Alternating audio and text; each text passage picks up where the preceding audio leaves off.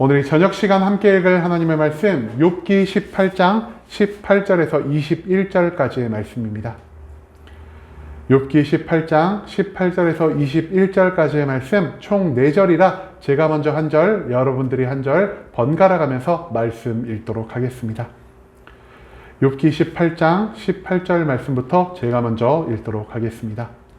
그는 광명으로부터 흑암으로 쫓겨 들어가며 세상에서 쫓겨날 것이며 그는 그의 백성 가운데 후손이 없고 후예도 없을 것이며 그가 거하던 곳에는 남은 자가 한 사람도 없을 것이라.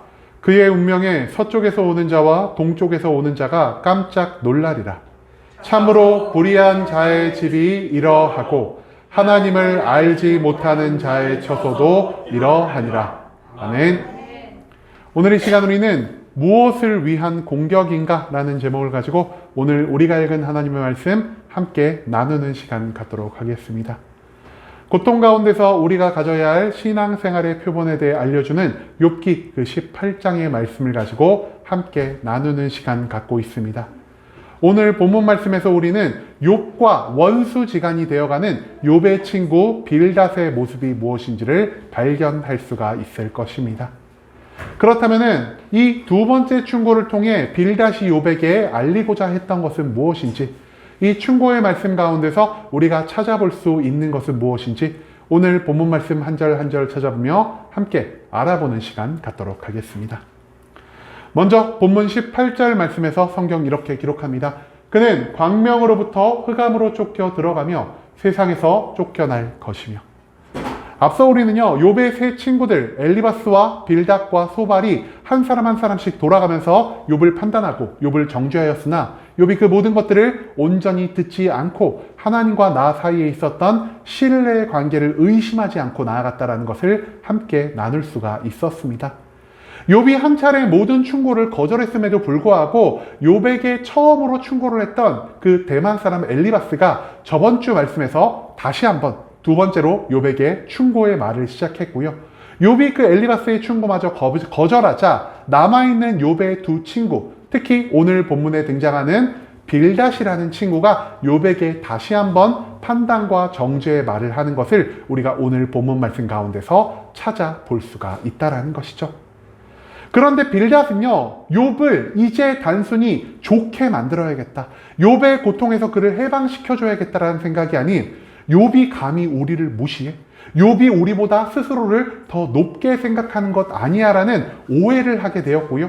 그로 인하여 욥을 미워하고 욥을 본격적으로 공격하기로 마음을 먹었다라는 사실을 우리가 오늘 본문 가운데서 찾아볼 수가 있다라는 것이죠. 그렇기 때문에 이 18절 말씀에서 빌닷은 욥에게 이렇게 말합니다. 그는, 여기서 말하는 그는 욥이겠죠. 광명으로부터 흑암으로 쫓겨 들어갔다라고 말입니다.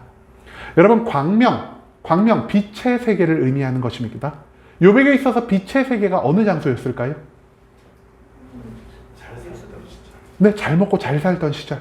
욥이 하나님의 축복을 받아서 아무런 걱정도 없고 많은 자녀를 두었고 그 가족은 화목했고 많은 사람들에게 칭송과 높임을 받던 그 시절을 빌닷은 지금 광명이라는 단어로 표현하고 있습니다. 그렇다면 이 광명과 완전히 대비되는 이 흑암이라는 단어는 무엇일까요? 흑암은 현재 욥이 처해 있는 상황이라는 것입니다. 그가 죄를 지었기 때문에 하나님의 심판 가운데서 모든 고통과 괴로움을 겪고 있는 이 상황을 빌닷은 흑암이라고 말을 하며, 욥, 너가 왜 광명의 세계에서 지금 이처럼 고통과 괴로움을 받는 흑암의 세계까지 떨어질 수밖에 없었겠는가? 너가 지은 죄악으로 인해 우리가 계속해서 너에게 회개를 촉구했음에도 불구하고 너가 회개하지 않았기 때문에 너는 지금 과거의 모든 영광스러운 자리에서 떨어져 이 고통과 괴로움만 있는 흑암의 자리 가운데 존재할 수밖에 없다라는 이런 공격을 하고 있다라는 것입니다. 앞서 빌닷은요, 자기가 가지고 있는 신학적인 관점을 중심으로 욥을 공격하는 모습을 보였습니다. 하지만 지금에 와서 빌닷이 무엇을 가지고 욥을 공격하고 있죠? 단순히 하나님에 대한 신학적인 지식을 중심으로 욥을 공격하고 있는 것이 아니라, 욥, 너 옛날에는 잘 살았는데 지금은 거지잖아. 너 옛날에는 분명 영광스러운 자리에 있었는데 지금 너에게 남은 거 아무것도 없잖아 라고 말을 하며 욥의 현재 처해 있는 상황, 영광스러운 과거와 비참한 현재를 비교하며 그 가운데서 고통과 괴로움을 겪고 있는 욥을 다시 한번 공격하는 이 악행을 자행하고 있다는 사실, 그것을 우리가 이 18절 말씀에서 찾아볼 수 있다는 것이죠. 하나님의 말씀을 중심으로 충고하는 것이 아니라 이제는 단순히 욥을 거꾸로 틀이고 욥을 복종시키고 나의 옳음을 증명하기 위해서 이 빌닷은 욥의 가장 연약한 부분, 그의 상처를 후벼 파는 방식으로 그를 향한 공격을 시작했다는 사실을 우리는 오늘 본문의 전체적인 내용을 통해서 찾아볼 수가 있을 것입니다. 그 다음 이어진 19절 말씀에서 성경이 이렇게 기록합니다. 그는 그의 백성 가운데 후손도 없고 후예도 없을 것이며 그가 거하던 곳에는 남은 자가 한 사람도 없을 것이라. 이 19절 말씀에서 빌닷이 주된 공격 목표가 무엇일까요? 욥, 너는 자손도 없고 너의 곁을 지켜줄 사람도 없고 자손도 없고 부인도 없기 때문에 너는 후손도 볼 수 없을 것이다 라는 이 말을 욥에게 하고 있다는 것입니다. 그런데 지금 욥의 상황, 어떠한 상황이죠? 하나님의 전권을 부여받은 사탄의 공격으로 인해서 자기가 낳았던 너무나 사랑하던 아들과 딸이 한날 한시에 모두 목숨을 잃어버렸고요. 그가 너무나 사랑하며 그와 평생을 함께할 거라고 생각했던 그의 부인은 오히려 욥에게 하나님을 저주하고 죽어버리라는 말을 하고 떠나갔다라는 것, 그것을 우리는 앞선 욥기의 말씀을 통해서 찾아볼 수가 있었습니다. 그런데 지금 빌닷이 무엇을 중심으로 두고 공격하고 있다고요? 너는 자녀도 없고 부인도 없고 후손을 남길 수도 없구나라는 것을 가지고 공격을 하고 있다는 것입니다. 여러분들이 생각하는 제일 잘생긴 사람 누구입니까? 제일 잘생긴 사람 누구일까요? 얼굴은 잘생기지 않았지만 분위기가 잘생긴 임영웅 같은 사람도 있겠죠. 임영웅 같은 사람에게 어떤 사람이 가서 임영웅 너 못생겼어! 이러면 임영웅이 그 말을 어떻게 들을까요? 그냥 웃어 넘기겠죠. 참 특이한 사람도 있네. 이렇게 웃어 넘길 겁니다. 그런데요, 정말 이 세상에서 제일 못생긴 사람한테 가가지고 넌 너무 못생겼어 이렇게 말하면 그 사람이 어떻게 이걸 받아들일까요? 엄청나게 큰 상처를 받을 거라는 사실입니다. 그런데 지금 빌닷이 욥을 어떻게 공격하고 있죠? 진짜로 그가 가지고 있는 상처를요, 낱낱이 파헤치며 그 상처를 후벼 파는 것으로 공격하고 있는 것을 우리가 이 19절 말씀 가운데서 찾아볼 수가 있다는 것이죠. 한마디로 빌닷은요, 지금 고통스러워하고 있는 욥의 상처를 다시 한번 헤집어 놓고 고통 가운데 있는 욥에게 더욱 큰 고통을 주고 있다는 사실을 우리가 이 19절 말씀 가운데서 발견할 수가 있다는 것입니다. 그 다음 이어진 20절 말씀에서 성경이 이렇게 기록합니다. 그의 운명에 서쪽에서 오는 자와 동쪽에서 오는 자가 깜짝 놀라리라. 서쪽에서 오는 자와 동쪽에서 오는 자는 무엇을 의미하는 것일까요? 온 세상에 존재하는 모든 사람들을 의미하는 것입니다. 여러분, 욥과 친구들이 계속해서 논쟁을 벌이고 있는 가운데 도무지 좁혀지지 않는 그 신학적인 관점이 무엇이었습니까? 친구들은요, 욥이 죄인이기 때문에 하나님의 심판을 받고 있다라고 말을 하고 있고요. 욥은 내가 죄가 없지만 까닭 없는 심판으로 인해 고통받고 있다는 것을 계속 강조하고 있습니다. 친구들 3명이 모두 욥을 죄인으로 규정하고 있지만 욥이 그 모든 것들을 받아들이지 않자 이제 욥의 친구들이 사용하고자 하는 방법 무엇이었죠? 욥, 우리들만 너를 죄인으로 취급하고 있는 게 아니야. 온 세상 사람들을 불러서 너의 앞에 세워도 우리와 너 중에서 잘못하고 있는 사람, 하나님께 회개하지 않았기 때문에 이 심판을 경험하고 있는 사람은 너라고 온 세상 사람들이 선포할 거야. 그러니까 우리들이 너에게 하는 충고를 이 세상 모든 사람들이 너에게 하는 충고로 받아들이고 이제 그냥 너의 고집을 꺾어 주었으면 좋겠다.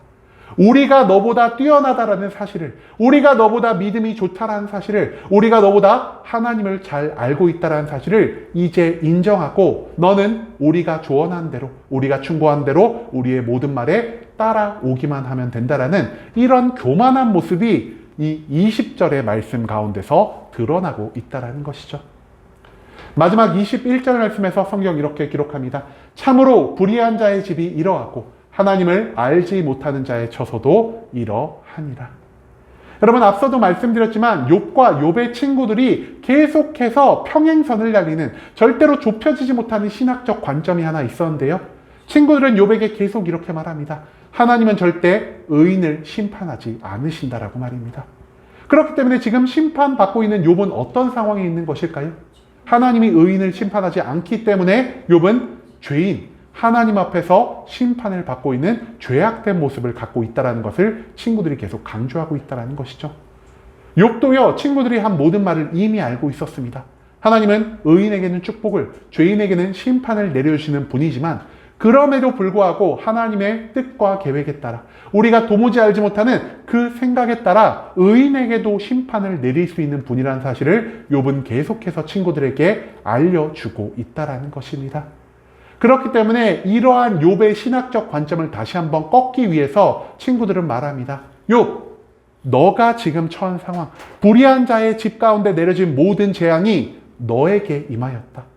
너는 죄인이기 때문에 하나님이 너에게 심판과 저주를 내리실 수밖에 없고, 너가 아무리 하나님을 찾는 기도를 하고 하나님을 바라보더라도 하나님은 절대 너의 기도에 귀를 기울이지 않을 것이다. 그러니 너는 우리의 말대로 즉시 하나님 앞에 회개하고 너를 도와준 우리에게 감사하는 마음을 가져야 할 것이다 라는 이러한 악하고 교만한 생각이 계속된 빌닷의 충고 가운데 남아 있다라는 사실을 우리는 오늘 본문의 전체적인 내용을 통해서 찾아볼 수가 있다라는 것이죠. 여러분, 빌닷은요, 더 이상 욥을 하나님께로 돌이키기 위해서 그에게 충고와 조언을 하고 있는 것이 아닙니다.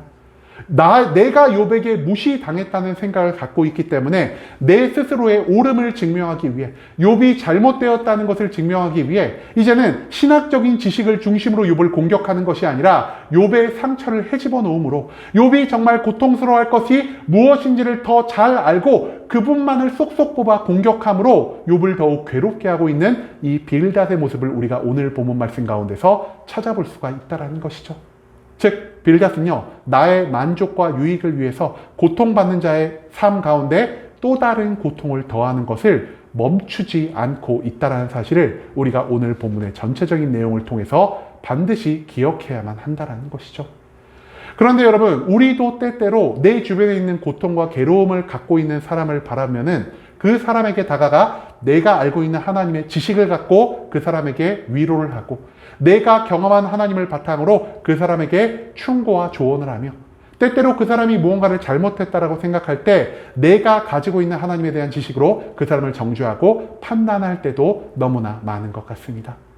그런데 나의 정죄, 나의 조언을 듣는 그 사람이 내 조언을 그대로 수용해 줬으면 얼마나 좋으련만, 대부분의 사람들은요, 내가 그 사람에게 충고와 조언의 말을 건넸을 때 내가 오히려 잘못됐다라고 말하며 자기가 행하는 방법이, 내가 살아가는 방법이 너가 제시해준 모든 충고보다 훨씬 더 낫다라는 식으로 우리의 말에 반박하는 것을 우리는 훨씬 더 많이 경험할 수가 있다는 것이죠. 그리고 내가 마음을 다해 충고해 줬음에도 불구하고 그 사람들이 나의 충고를 받아들이지 않을 때 우리가 어떻게 돌변할까요? 그 사람을 위로해 줘야겠다. 이 사람에게 하나님의 평안과 사랑을 전달해 줘야겠다는 우리의 마음이요, 순식간에 돌변해서 너가 감히 내 조언을 듣지 않아? 너 따위가 감히 나를 무시해? 너 그러면은 너의 모든 죄악들, 너의 지금 처해 있는 상황들, 너가 가지고 있는 모든 약한 점을 내가 공격해서 너가 잘못되었다는 소리가 너의 입술을 통해 고백될 때까지 내가 너를 공격해야겠다라는 이러한 악한 마음이 우리 가운데 때때로 존재한다라는 것을 이 세상 가운데 살아가며 우리는 종종 경험할 수가 있다라는 것입니다. 즉, 욥의 친구들이 악하기 때문에 욥을 계속해서 공격한 것이 아니라 우리들도 욥의 친구와 같은 악한 모습, 나의 의를 자랑하고 나의 옳음을 강조하기 위해서 이 세상의 모든 죄악을 무릅쓰고 어떤 사람을 절망에 절망으로 빠뜨리는 이러한 일을 하며 살아갈 수 있는 이 본능적인 죄악이 우리의 마음 가운데 존재하고 있다는 사실을 우리는 오늘 본문 말씀을 통해서 배워가야만 한다는 것입니다. 하지만 고통받는 자에게 더 큰 고통을 주는 이러한 행위들, 하나님은 절대 이것을 기뻐 받지 않으십니다. 하나님이 모든 고통받는 자를 향해서 우리에게 요구하시는 삶의 모습 무엇입니까? 그 사람을 위로하는 것이고요. 그 사람의 나의 조언을 충고를 듣지 않는다고 하여도 우리가 그 사람을 위해 계속해 중보에 기도하며 나아가는 것, 나의 삶 가운데 정말 자그마한 중보의 기도를 통해서 고통과 괴로움을 받고 있는 사람들에게 하나님의 위로를, 하나님의 사랑을, 누군가 나를 위해 하나님께 기도하고 있다라는 이 사실을 알림으로 그의 마음에 조금의 평안이라도 주기를 하나님은 우리에게 요구하고 계신다라는 것입니다. 여러분, 이제는 나의 의를 드러내고 나 스스로를 자랑하기 위해 고통 가운데 있는 타인들에게 더욱 큰 고통을 안겨주는 죄악된 삶에서 멀어질 수 있기를 소망합니다. 상대방이 내 말을 듣지 않는다면 내가 그 사람을 위해 할 수 있는 것은 오직 엎드려 기도하는 것. 그 사람의 말에 귀를 기울이고 그 사람의 모든 심정에 공감함으로 그 사람과 도무지 마주할 수 없는 하나님의 사랑을, 하나님의 위로를, 하나님의 긍휼하심을 그 사람에게 전달해야 하는 의무가 우리 그리스도인에게 존재한다는 사실을 우리가 절대 잊지 않을 수 있기를 소망합니다. 내가 이 땅에서 살아가는 이유는 나의 옳음을, 나의 의를 자랑하기 위함이 아니요, 하나님을 알지 못하는 모든 사람들에게 하나님의 긍휼과 사랑을 전달하는 축복의 통로의 역할을 감당하기 위한 사실을 기억하며 우리가 이제 이 땅 가운데 모든 고통받는 자들에게 하나님의 위로를 전파하며 살아갈 수 있는, 그 사람들을 위해 우리가 먼저 엎드려 기도하며 살아갈 수 있는 순복음 함께하는 교회 모든 성도님들이 될 수 있길 간절한 마음으로 소망하겠습니다. 아멘.